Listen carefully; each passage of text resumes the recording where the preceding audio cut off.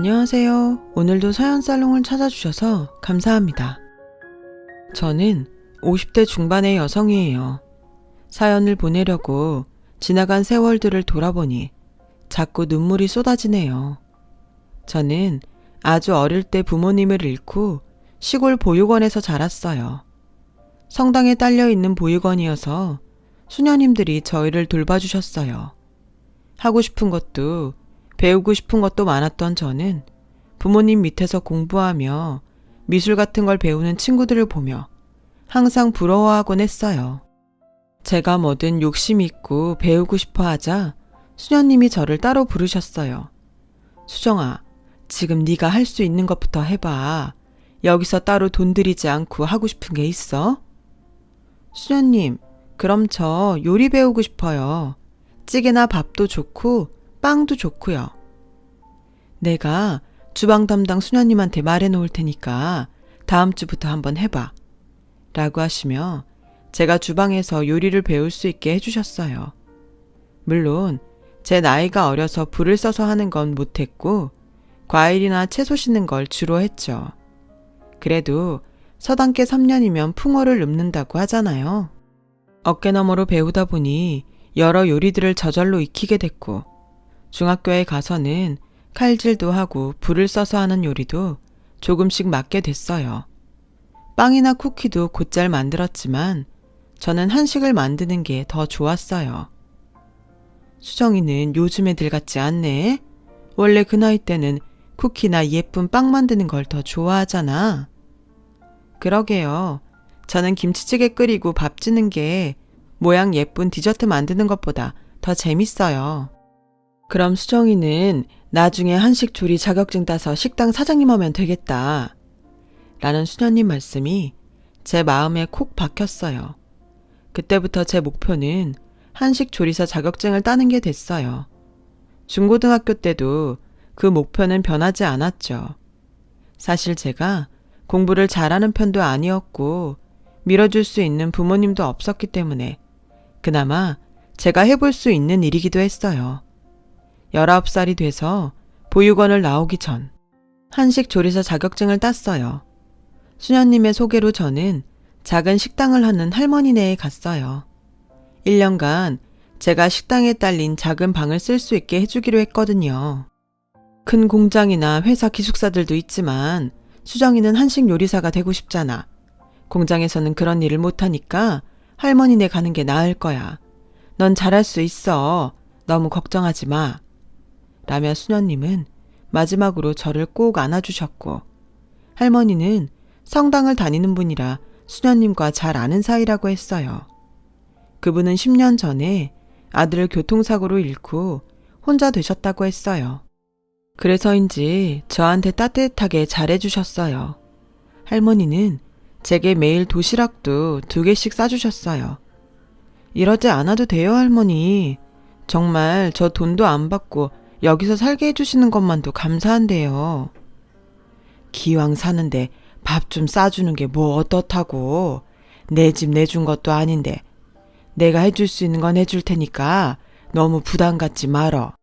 나도 부모 없이 커서 이런 거 받아보고 싶었는데 넌 어떻겠니?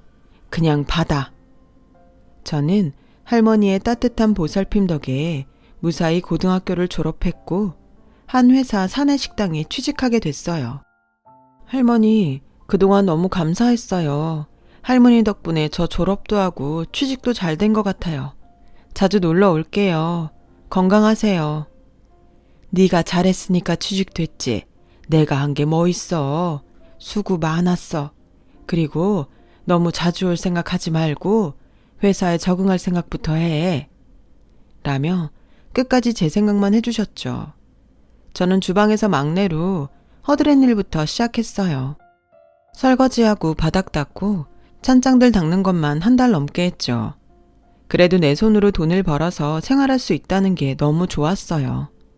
누가 시키지도 않는데 홀에 나가서 손님들이 식탁에 그냥 놓고 간 그릇들도 알아서 치우고 남들이 하기 싫어하는 쓰레기도 정리하곤 했어요. 그러던 어느 날 아줌마 중 한 분이 저를 부르셨어요. 사장님 사모님과 임원 부인들이 한 달에 한 번씩 노숙자들 줄 음식을 만들어서 봉사를 나가는데 거기 준비하는 걸 자기 대신 도와달라는 거였어요. 아줌마는 자기는 나이도 있어서 쉬고 싶다고 하시더라고요. 저는 알겠다고 했어요. 매주 나와서 하는 것도 아니고 한 달에 한 번이었으니까요. 한 달에 한두 번 보육원에 가거나 할머니를 뵈러 가는 게 아니면 특별히 할 일도 없었기 때문에 오히려 잘 됐다 싶었어요. 저는 당장 돌아오는 주말부터 노숙자 식사 준비를 돕게 됐어요. 저는 사모님들이 미리 해온 음식을 데우고 포장하는 일도 하고 거기서 직접 요리하는 걸 돕기도 했어요. 시간이 지나고 처음에는 1년만 하겠다던 그 일을 3년이 넘게 하게 됐죠. 그러다 보니 사장님 사모님과 인사도 하게 됐고 어느 정도 안면을 튼 사이가 됐어요. 수정씨, 다음 주에 우리 집에서 모임이 있거든. 그때 좀 와줄 수 있어? 큰 모임은 아니라 우리 집 아줌마랑 해주면 되거든. 하며 하루 일당도 주신다고 했어요. 저는 월급 말고 다른 수입이 생기는 게 좋아서 바로 간다고 했죠. 모임은 사모님이 봉사활동하는 단체에 기부금을 내는 분들 식사 자리였어요. 그런데 한 아주머니가 저를 눈여겨보더니 아가씨, 우리 언제 한번 만날 수 있을까? 나도 요리 좀 부탁하고 싶어서 그래. 근데 제가 원래는 직장이 있어서요. 오늘은 사모님 부탁받고 온 거예요. 나도 알지. 회사 끝나고는 어때? 일당 잘 챙겨줄게. 라길래 약속을 잡고 나갔어요. 그랬는데 엉뚱하게도 어떤 남자분이랑 같이 나와 있더라고요. 옆에는 남자 어머니도 있었어요. 내가 둘이 너무 잘 어울릴 것 같아서 소개시켜 주려고 했는데 솔직히 말하면 아가씨가 안 나올까봐 그랬어. 여기 사모님 나랑 잘 아는 사이니까 신원보증은 걱정 안 해도 돼. 저는 그래도 제가 보육원 출신인 것도 걸렸고 잘 모르는 사람을 만나는 게 불안했어요. 하지만 사모님도 남자도 허물없이 저한테 잘해주셨어요. 아무도 없는 저는 그들과 가족이 되면 어떨까 하는 꿈을 꾸게 됐죠. 그러던 어느 날 남자가 저에게 청혼을 했어요. 수정 씨랑 같이 살면 참 재밌고 좋을 것 같아요. 저랑 결혼해 줄래요? 내가 잘할게요.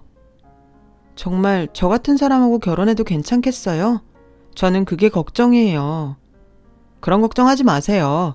제가 이것저것 따졌으면 수정 씨 만났겠어요? 라는 말에 저는 결혼하자고 했어요. 그리고 결혼식 날에는 저를 1년간 돌봐주신 할머니가 혼주 자리에 앉아주셨어요. 할머니는 신혼여행 가는 제 손을 꼭 붙잡고 언제든 힘든 일이 생기면 꼭 와라.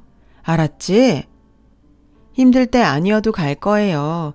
여행 갔다 와서도 인사 갈게요. 라며 할머니를 안아드렸어요. 하지만 할머니에게 인사도 갈 수 없었고 한동안 만날 수도 없었어요. 신혼여행에서 돌아온 제가 간 곳은 서울에서 좀 떨어진 지방도시였어요. 성태씨, 여기가 어디예요? 우리 신혼집 서울 아니에요? 나 서울이라고 한 적 없는데. 나도 여기 오고 싶었던 거 아니야. 우리 식당 하나가 여기 있는데 엄마가 네가 꼭 필요하대서 여기로 왔지. 저는 집이 어떻게 생겼는지 제대로 보지도 못하고 집만 내려놓은 다음에 남편한테 떠밀려 식당에 갔어요.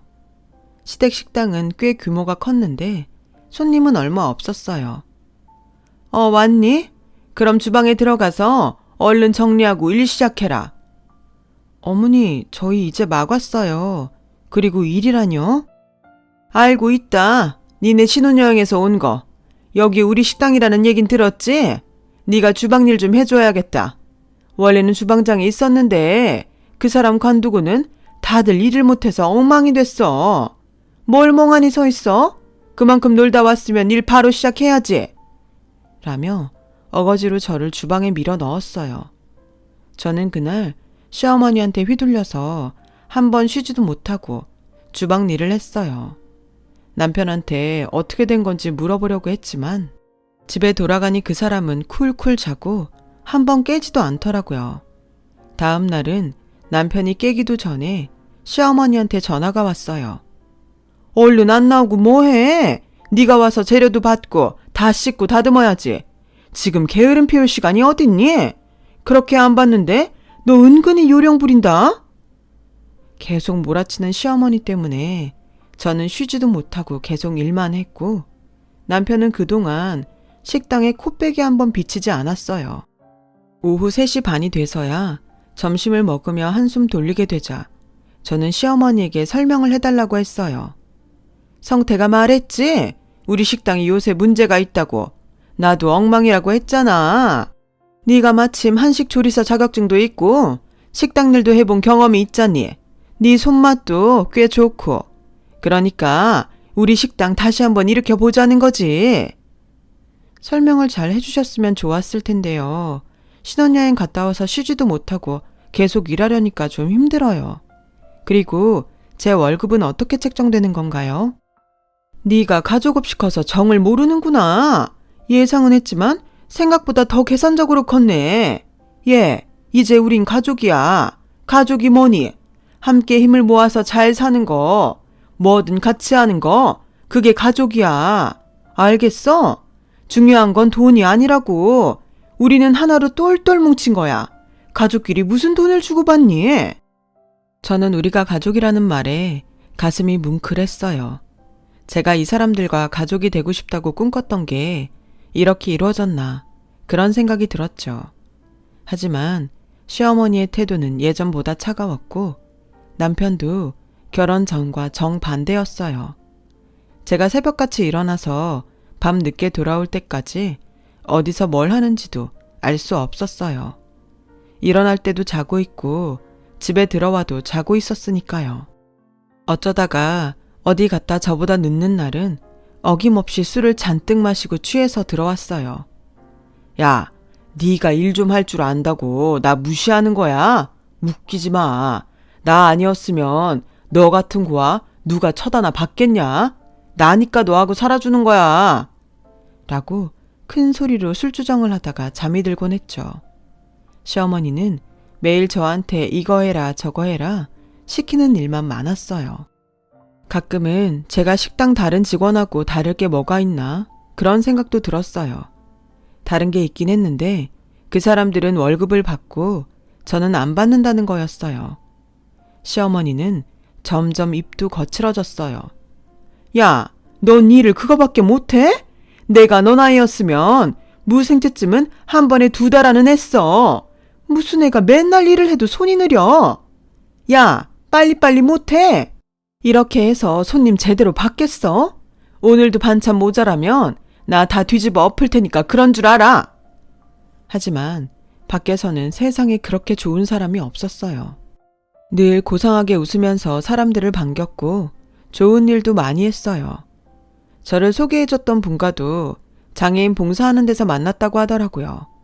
시어머니는 제가 주방에서 일하는 것도 포장해서 말했어요. 우리 며느리가 희생정신이 보통 강한 게 아니에요. 주방은 자기가 지켜야 된다나요?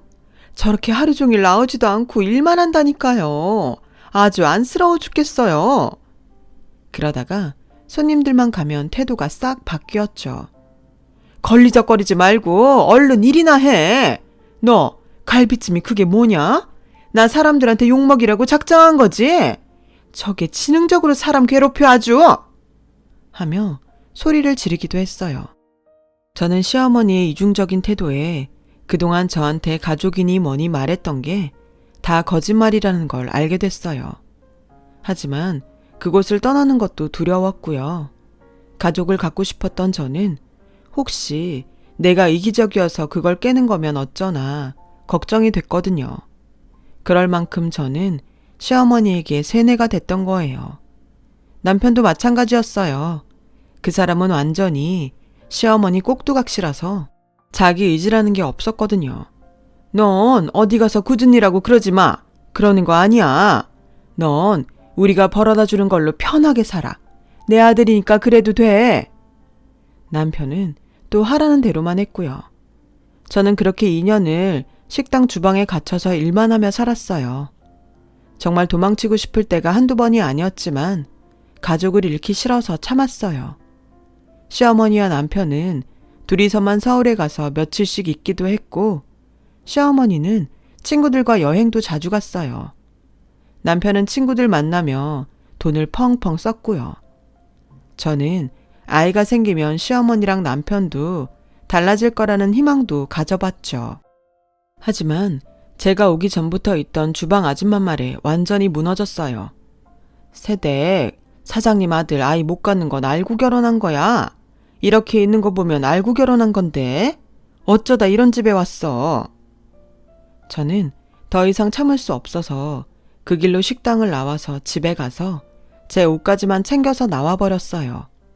마침 시어머니는 여행 중이었고 남편은 친구들을 만나러 나가 있었어요. 고속버스를 타고 무작정 발길 닿는 데로 갔어요. 그랬더니 그곳이 저를 받아줬던 할머니네더라고요. 아니, 수정이 너 어떻게 왔어? 남편은 같이 안 왔어? 근데 얼굴이 왜 이렇게 상했어? 제가 아무 말도 못하고 울기만 하자 할머니는 더 이상 묻지 않으셨어요. 할머니는 저를 식당 안에 있는 방이 아닌 집으로 데려가셨어요. 그리고 푸짐하게 밥상을 차려서 저를 먹이시고 일단 푹 자라며 따뜻한 이불을 펴주셨어요. 저는 2년 만에 다음날까지 한 번도 깨지 않고 푹 잘 수 있었답니다. 그렇게 며칠이 지난 후부터 저는 할머니 식당 일을 도왔어요. 할머니는 어느 날 제게 그러시더라고요. 내가 식당을 더 키워보고 싶어도 나이가 있어서 망설였는데 네가 날 도와주면 할 수 있을 것 같다. 어떠냐? 내일 좀 도와주지 않을래? 그럼요. 제가 할머니한테 힘이 될 수만 있다면 뭐든 할 수 있어요. 이렇게 절 다시 걷어주셨잖아요. 그런 말 마라. 내가 그랬잖아. 나도 부모 없었다고. 너 보면 예전 나 보는 것 같았는데 그래도 너무 정주지 말자고 생각했었는데 너는 그래도 될 것 같아. 나도 아들 잃고 외로운데 너무 선을 긋고 살았나 봐. 외로운 사람들끼리 같이 잘 살면 되는데. 할머니, 감사해요.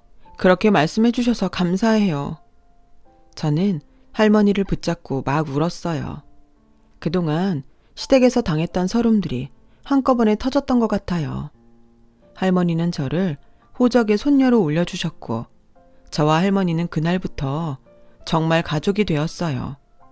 남편과 시어머니가 찾아왔을 때도 할머니가 저 대신 나서주셨어요. 이제 수정이 혼자 아닙니다. 고아 아니에요. 제 손녀 됐어요. 저는 우리 손녀 그렇게 부려먹기만 하는 집에 더는 못 두니까 내가 고소하기 전에 위자료나 내놓고 이혼 도장 찍으세요.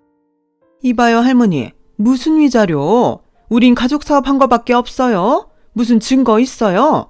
도망간 건 할머니 손녀인지 고아인지 쟤잖아요. 아무튼 저희도 이렇게 일방적으로 이혼하겠다는 거 뭐라 안 할 테니까 서로 다른 건 요구하지 말자고요. 라며 남편과 돌아갔어요. 제가 가져갔던 통장도 돌려받지 못했지만 그런 건 상관없었어요. 그 집에서 완전히 해방됐다는 사실만으로도 너무 좋았거든요. 할머니는 대기업 근처의 먹자골목에 가게를 얻어서 수리를 하고 거기에 식당을 열었어요. 할머니는 생각보다 알부자여서 자금이 꽤 있는 상태시더라고요. 그동안 동네에서 하던 것보다 훨씬 큰 규모였죠. 저는 정말 열심히 할머니를 도와서 식당 일을 했어요. 2년 동안 너무 힘들게 일을 해서 그런지 할머니라고 하는 건 정말 힘이 하나도 안 들었어요. 저는 그때 여자 직장인들 입에 맞는 메뉴를 개발하는 데 힘을 썼어요. 매콤한 오징어 불고기나 치즈를 넣은 매운 요리 등을 만들었고 제 예상대로 젊은 여자 회사원들한테 반응이 좋았어요. 입소문을 듣고 온 손님들도 많이 늘었고 저녁에도 사람들로 북적였어요. 저희는 오징어 불고기를 하는 집과 닭 요리를 하는 가게를 따로 열기로 했어요. 전문적인 느낌을 주는 게 장사가 더 잘 될 것 같다는 생각이 들었거든요. 저희는 다른 동네에 가게 2개를 얻어 각각 문을 열었고 2 가게 다 말 그대로 대박이 났어요. 특히 닭 요리는 해보고 싶다는 사람들이 여러 곳에서 찾아와서 몇몇 분점을 내기도 했어요. 할머니는 이게 다 제 덕분이라며 고맙다고 하셨어요. 이거 다 수정이 네가 한 거야. 내가 너 아니었으면 이렇게 큰 가게를 몇 개씩 가진 사장이 될 수 있었겠니? 그러니까 닭찜집은 너 단독으로 사장해. 아니 할머니, 나야말로 할머니가 있으니까 이런 것도 해볼 생각을 했지. 나 지금 이대로 괜찮아. 이거 다 네가 개발한 메뉴잖아. 그러니까 네가 사장해도 돼. 할머니 말 들어. 저는 그렇게 독립적인 사장이 됐고 뭔가 이룬 것 같아서 너무 뿌듯하고 행복했어요. 저는 그때 저처럼 어려운 사람들을 돕고 싶다는 마음이 들더라고요. 여유가 생기니 주변을 돌아볼 수 있게 됐던 것 같아요. 기억을 더듬어서 예전에 회사에 있을 때도 한두 번 따라갔던 노숙자 봉사단체를 찾아갔어요. 그리고 거기서 그 옛날 사장님 사모님을 만났어요. 사모님은 저를 알아보시고 무척 반가워하셨어요. 어머 세상에, 이렇게 훌륭하게 사장님이 됐구나. 대단하다 대단해. 수정씨 진짜 멋져. 그리고 저희 식당과 장애인 봉사단체 반찬 계약을 하고 싶다고 하셨어요. 이제는 규모가 커져서 우리가 만든 거 가지고는 되지도 않거든. 그래서 식당들하고 계약을 맺고 있어. 물론 음식값은 제대로 줄 거야. 나 그런 거 깎는 사람 아닌 거 알지? 그렇게 저는 사모님과 계약을 맺었고 다음번 장애인 봉사단체에 갈 때 직접 음식을 배달하기로 했어요. 그리고 장애인 봉사단체에 가는 날이 됐어요. 저는 음식 트럭과 함께 약속 장소에 갔다가 익숙한 사람을 봤어요. 전 시어머니였죠. 예전에 절 그 집과 소개했던 아줌마가 장애인 봉사단체에서 시어머니를 만났다고 했어서 혹시 만날지도 모르겠다는 생각은 했었어요. 그 여자는 사모님 옆에 딱 달라붙어서 아주 착한 척을 하고 있더라고요. 제가 사모님과 인사를 하자 전 시어머니는 얼굴이 파래져서 저를 쳐다봤어요.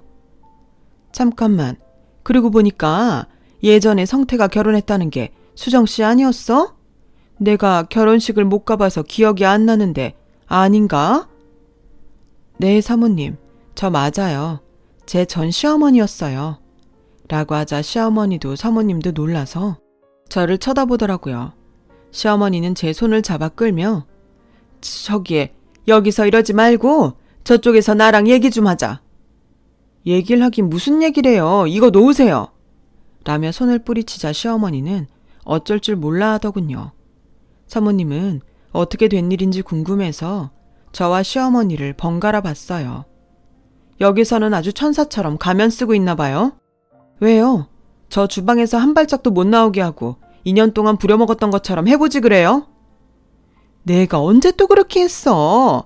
그때 우린 가족이었고 넌 네가 할 수 있는 일을 한 것뿐이지. 가족이요?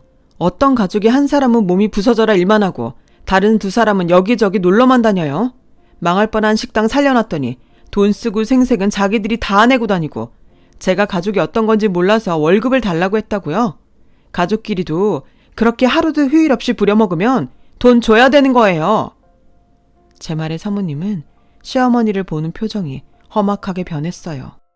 주변 사람들도 다들 수군거렸죠. 시어머니는 쩔쩔매다가 결국 제 손을 잡고 빌기 시작했어요.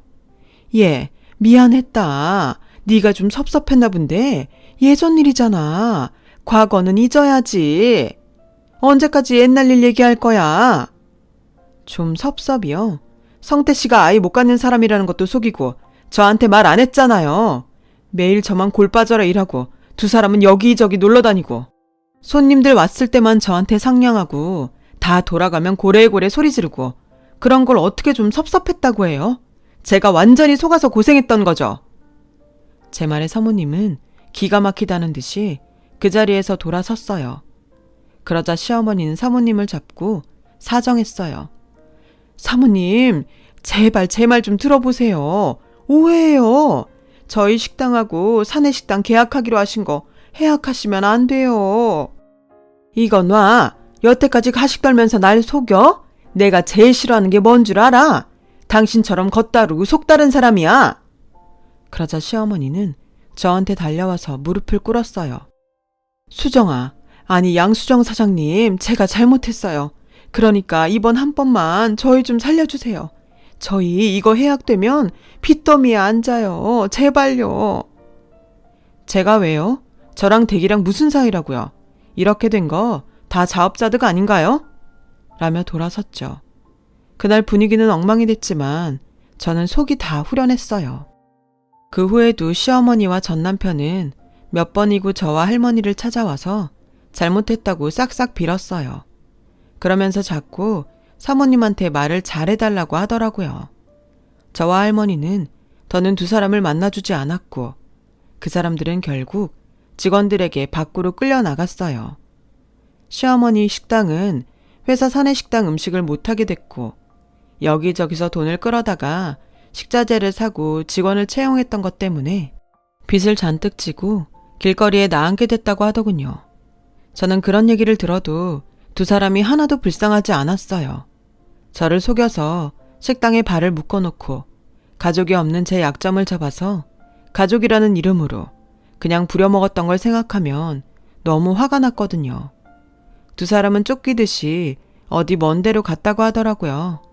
그 뒤로는 두 사람의 소식을 듣지 못했어요. 저는 몇 년 후 좋은 사람을 만나서 재혼을 했어요. 그리고 할머니가 돌아가셨고 저와 남편과 딸아이가 장례식을 치렀죠. 지금도 할머니가 너무 그립고 보고 싶을 때가 많아요. 그것 빼고는 저희 가족은 행복하게 잘 살고 있고 가게도 잘하고 있고요. 할머니가 보여주신 사랑으로 제 삶은 치유되었습니다. 저도 사람들을 치유해주며 세상에 좋은 영향을 끼치며 살고 싶습니다. 한 사람의 큰 사랑은 작은 세상을 바꿀 수 있는 힘이 되니까요. 여기까지가 제 얘기예요. 긴 얘기 들어주신 분들 모두 감사드리고요. 오늘도 힘내시고 매일 건강하세요. 좋은 하루 되세요. 여러분, 사연 댓글에 응원과 현명한 조언 부탁드려요. 좋아요와 구독은 저에게 큰 힘이 됩니다. 오늘도 좋은 일 가득하세요.